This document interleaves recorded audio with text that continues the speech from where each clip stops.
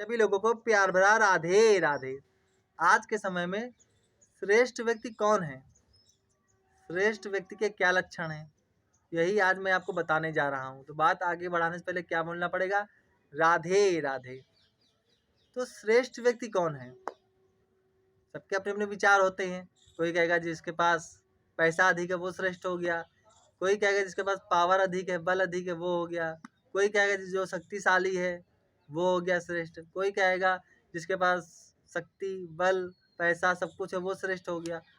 सबके अपने विचार होते हैं, होने भी चाहिए, किसी का विचार एक नहीं हो सकता है। मगर मेरे ठाकुर का विचार क्या है, मेरे कन्हैया क्या कहते हैं श्रेष्ठ व्यक्ति के लक्षण, तो आइए आपको बताता हूँ। तो ज़रा बात ध्यान सुनिएगा। मेरे कन्हैया कहते हैं कि श्रेष्ठ व्यक्ति वो होता है जो सुख और दुख की स्थिति में समान हो। सुख आए तो इतराए नहीं, और दुख आए तो क्रोधित मत हो, अफसोस मत करे।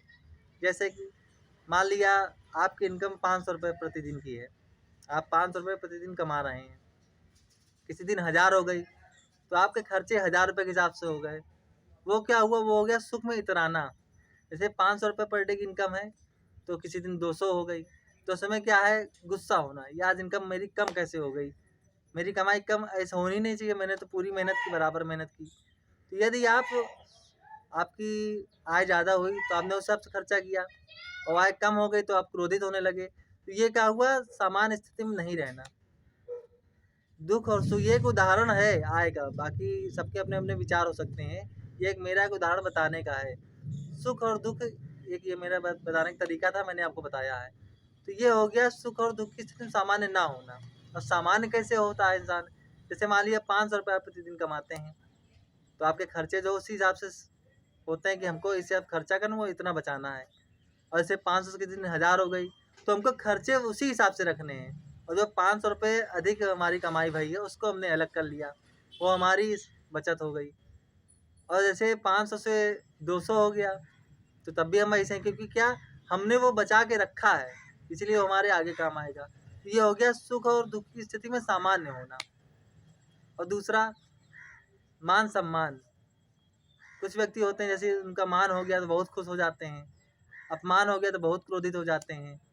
ये बताइए, आप आपको जो है ऊपर वाले की नज़र में अपना सम्मान बनाना है कि नीचे वाले की नज़र में सम्मान बनाना है? आप अपना संपर्क सीधे प्रभु से जोड़िए। जब आप अपना संपर्क प्रभु से जोड़ लेंगे तो आपको मान सम्मान की कोई चिंता नहीं रहेगी, आप सिर्फ अपनी मस्ती में मस्त रहेंगे। जब कोई आपको कुछ कहेगा, यदि आपको कुछ सुनाई भी पड़ेगा तो आप उसको जो है इग्नोर करने की कोशिश करेंगे, ध्यान ही आपका नहीं जाएगा। जब ध्यान नहीं जाएगा तो आप क्रोधित नहीं होंगे। यदि आपका ध्यान प्रभु की तरफ नहीं है तो हाँ, जब हमारा ध्यान प्रभु की तरफ नहीं होता है तो हमारा ध्यान इधर उधर बहुत होता है।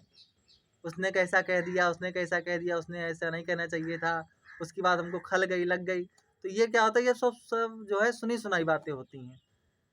हम लोग जो है जब प्रभु से हम लोग का संपर्क कम जुड़ा होता है तो हम लोग सुनी सुनाई बातों पर ज़्यादा भरोसा करते हैं। और जब हम प्रभु से संपर्क जोड़ लेते हैं तो हमारा जो है ध्यान सिर्फ प्रभु की ओर रहता है, सुनी सुनाई बातों पर नहीं रहता है। तो ये हो गया मान सम्मान। जो व्यक्ति मान सम्मान की स्थिति में भी सामान्य है वही श्रेष्ठ है।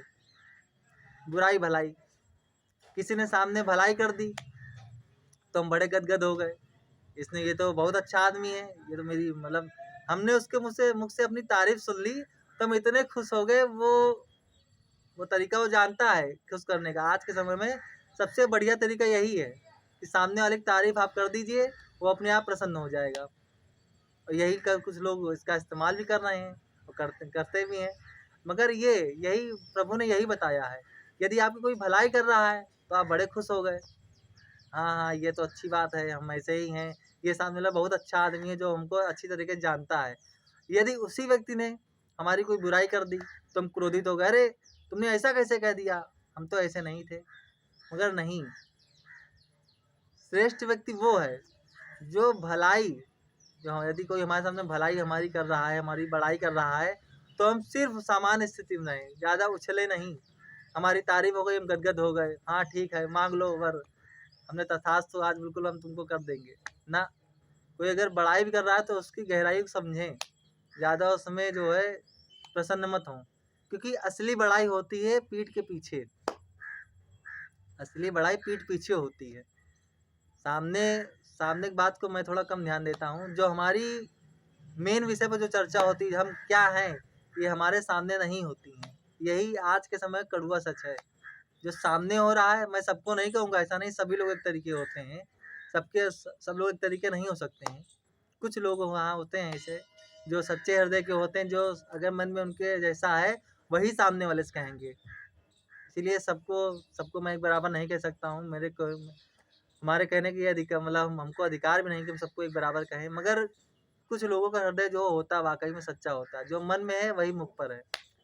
और दूसरा हो गया, कोई किसी ने हमारी बुराई कर दी, हमारे सामने कुछ कह दिया तो हमको बुरा लग गया, तुमने हमारे बारे में ऐसा कैसे कह दिया। ये सब हो गया। ये कुछ लक्षण हैं।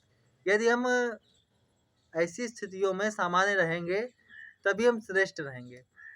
चौथा लक्षण कि हम जो भी कर्म कर रहे हैं, प्रभु कहते हैं आप कर्म करें, मैं कर्म को जो कर्म करके सिर्फ मेरी ओर जो है भक्त बने रहें। आप कर्म करें, मेरे भक्त बने रहें। आप अपने कर्म करके मुझको अर्पण कर दें कि मैंने आज किया है, यदि सही हुआ तो सही हुआ, बाकी अगर गलत हुआ तो ये आप संभाल लेना ठाकुर जी। फिर ठाकुर जी उनकी जिम्मेदारी हो जाएगी, आपके गलत को भी वो सही कर देंगे। ये नहीं कि सही हो गया तो हमने कर दिया, गलत हो गया तो हे भगवान तुमने क्या कर दिया, आपको ऐसा नहीं करना चाहिए था। नहीं, यदि आप अच्छे का श्रेय ले रहे हैं तो आप खराब का भी श्रेय खुद लेवें, किसी और को मत देवें। यदि आप अच्छे का श्रेय दूसरे को दे रहे हैं, प्रभु को दे रहे हैं, तो आपको फिर तो आप प्रभु से कहेंगे प्रभु आपने ऐसा क्यों कह दिया। वो तो चलो बनता है। जब आप अच्छे का श्रेय भगवान को दे रहे हैं, भगवान ने हमारे साथ अच्छा किया, तो आप जो यदि आपके साथ कुछ हुआ तो प्रभु से आप शिकायत मत करें, उनसे विनती करें, प्रभु ऐसा क्यों हमारे साथ हो गया, बस। और सबसे बड़ी बात, यदि आप प्रभु से जुड़ जाएंगे, प्रभु के ऊपर समर्पित हो जाएंगे प्रभु की ओर, तो प्रभु हमारा कुछ गलत होने नहीं देंगे। तो श्रेष्ठ व्यक्ति के यही कुछ लक्षण है जो ठाकुर जी बताते हैं। यही आज मैंने आपके साथ शेयर भी किया है।